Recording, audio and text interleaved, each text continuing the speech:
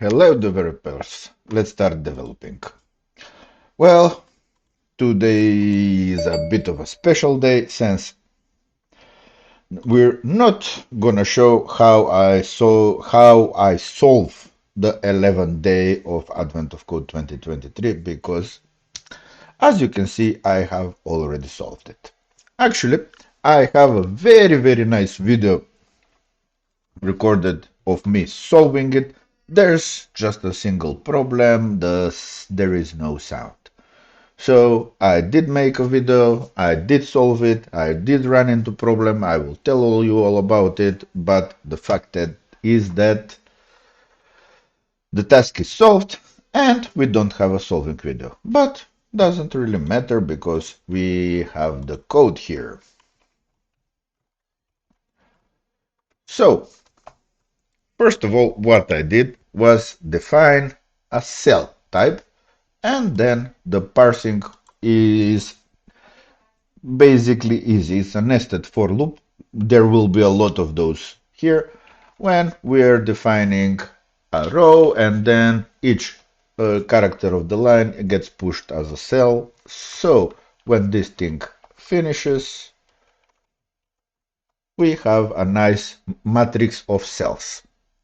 So we have our universe, and part one actually does the following. So we need to expand the universe, and then we are getting the galaxies out of the expanded universe. I solved part one completely straightforward. So what does expand universe do? Well, first of all, we are doing a copy of the original universe. So we are not modifying the original universe. We will expand universe will return a copy of our universe expanded. So to expand the empty rows, we find whether a row is empty by checking every cell if every cell is equal to a dot. And if it's empty, we're going to create a new empty row and then splice that result inside that empty row inside a result universe. What we need to take care of here, because that we are modifying the array that we are looping over. So here we have to move the index by one manually. Otherwise we get a nice weird behavior that we're gonna be looping all the time. So let's just show that in Excel, for example. So let's say we have this array. Oh, sorry. We have something like 1, 2, 3, 4, 5, 6, 7. And now we need to, I don't know, if a number is divisible by 3, add it once more. So we say we start with a normal for loop. Our index is 0, then our index, this is not divisible, then our index becomes 1, this is not divisible, then our index becomes 2, and this is divisible. So that means that we need to add an item after this one. Then no problem, we're gonna add another item. If we're done, and then our index becomes 3. So this is divisible, so we need to add once more. And we move our index over, and this is divisible, and you get the picture. We're gonna keep adding 3s until we run out of memory. So in order not to do that, what we do here is when the index becomes 2, oh, I think somehow my Excel broke. Or my mouse broke. Let's see, no, my mouse is here. Let's see Excel. It's okay now. So we get to the index 2, we add the number, and then we manually increase the index by 1, and the for loop increases the index by 1 as well. So we are getting here. So this is not divisible, not divisible. This is divisible, so we're gonna add one more. we're gonna skip this index and the index is gonna become 8. So from 2 we're skipping to 4, from 6 we're skipping to 8. So that means that whenever we add something, we skip the index one more. We do the more or less same thing, only a bit more complicated for the column, because a column, we cannot just create an empty column, but instead what we do, we get the column by mapping on the result. We're checking if it's empty, and if it's empty for each row, we're adding one dot. And once more, we are skipping on the next index.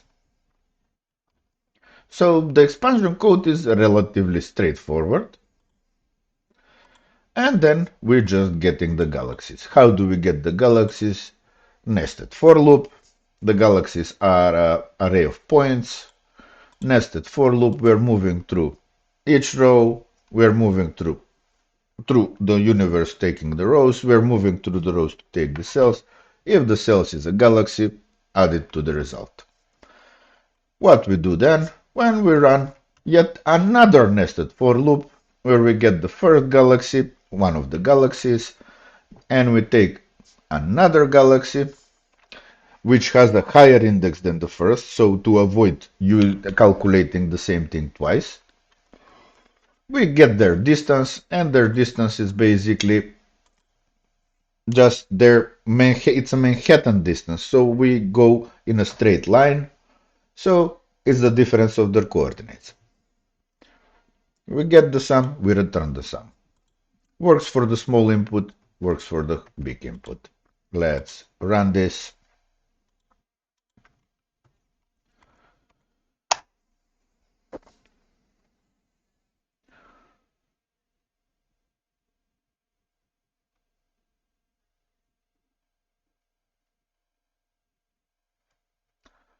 So in very little time, we are getting the correct result. That's good. And this worked flawlessly for the first part. So I was able to get the first star. Now came the $1 million issue. We need to expand the universe 1 million times. That means that doing it this way is unfeasible, because we will actually, if we actually expand it, that means that we will have a matrix that's 1 million by 1 million, that's gonna take around 100 gigabytes. No, 1 terabyte of RAM actually. Since I don't have a terabyte of RAM, the question is moot, so we're not gonna do it that way. How are we gonna do it actually? Well, I said we're not gonna do it a million times, but let's try doing it 10 times. So I created another function that's basically expand universe 2. So it's exactly the same, only we don't do it once, we do it a factor, up to a factor. Note that the factor for our initial part 1 is not 1. The factor for our initial is actually 2, because we are replacing each one empty array, one empty row with 2 empty rows. So that is the factor. So because when we, according to the wording of the 10 of the this part 2, says that each empty row or column were 10 times larger. 10 times larger means adding 9, not adding 10, because that will be 11 times larger. Okay, so of course, first I tried it with 11 times larger and I got the wrong value, and I was, what am I doing here? Then I said, oh, we need to subtract 1. So I got it as 10 times larger, actually, and I got those sums. But then I actually did it for 10, did it for 1,000, everything was okay, but something bugged me that there might be some kind of connection between these, because as we get over and over expanded, the differences will grow, but how? So I said, I'm gonna write this code. Let's write a for loop.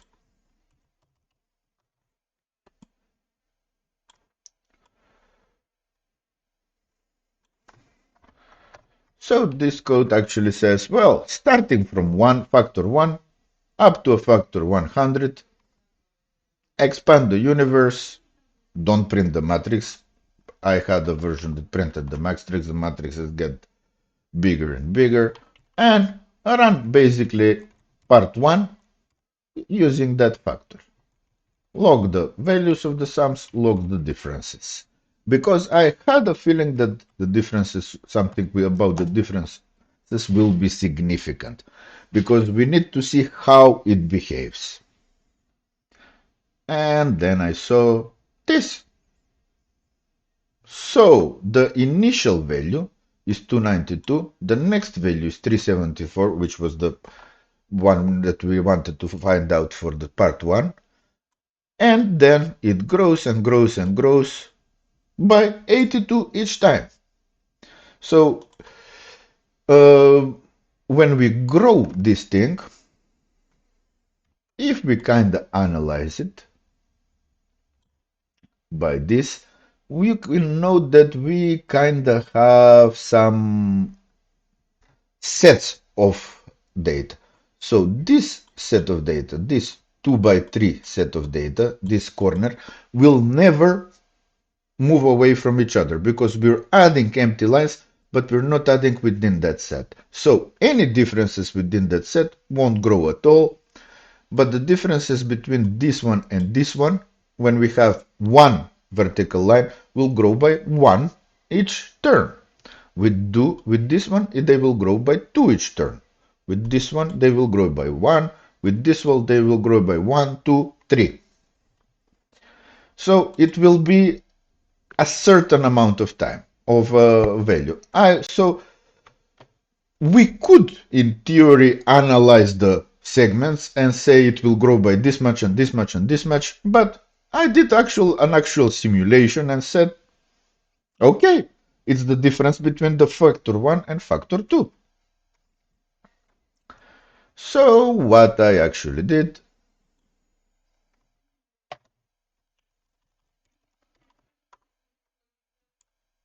is wrote this code.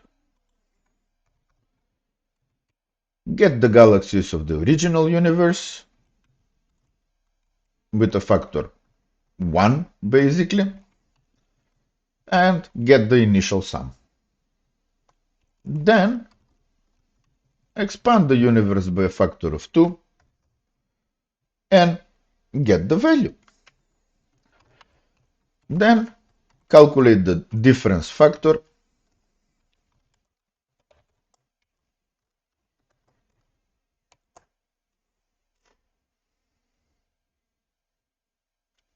and that will give me a plain old 82 because that's the difference for the sample input.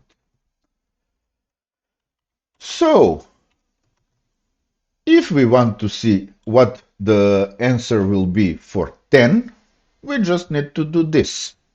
Why do we need to? We need to take the initial sum and then we add it because it's going to be 1, but we need to take it up to 10, so we need the difference for each time. Why do we need to subtract 2 here?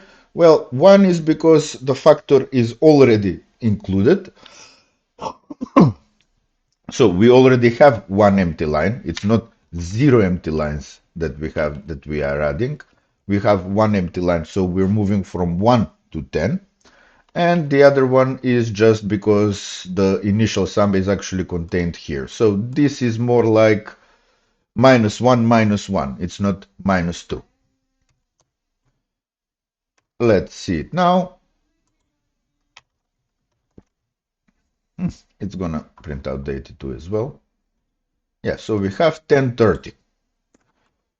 And that is the value that we need to find for 10, for a factor of 10. I tried it, so this means that this will work for a factor of 100. Will it? Will it give me 84, 8410? It does. And then I said, well, now I know what the solution is. It's gonna be 1 million minus 2. How it run? It is ultra fast, since we're only doing some trivial calculations, and it says it's this number. I tried this number as the answer, and it said, no, it's wrong. Well, then I said maybe I'm off by a factor of 1. Let's try it. Minus 2, minus 1. And it gave me some numbers. And to be honest, I tried all of them.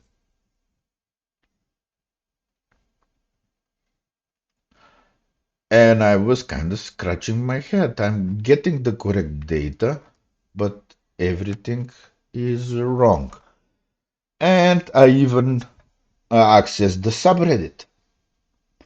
And there were some interesting things on the subreddit, but then I saw this meme. So, write part 1 code that works with any expansion level. Update spacing to 1,000,000.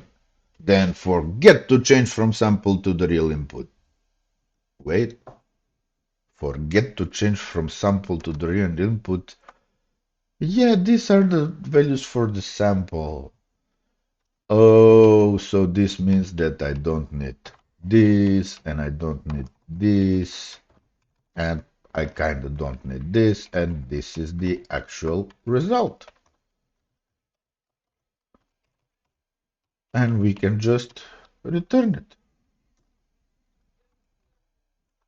But before we do all that, we need to make sure that we're working on the big input, not on the small input.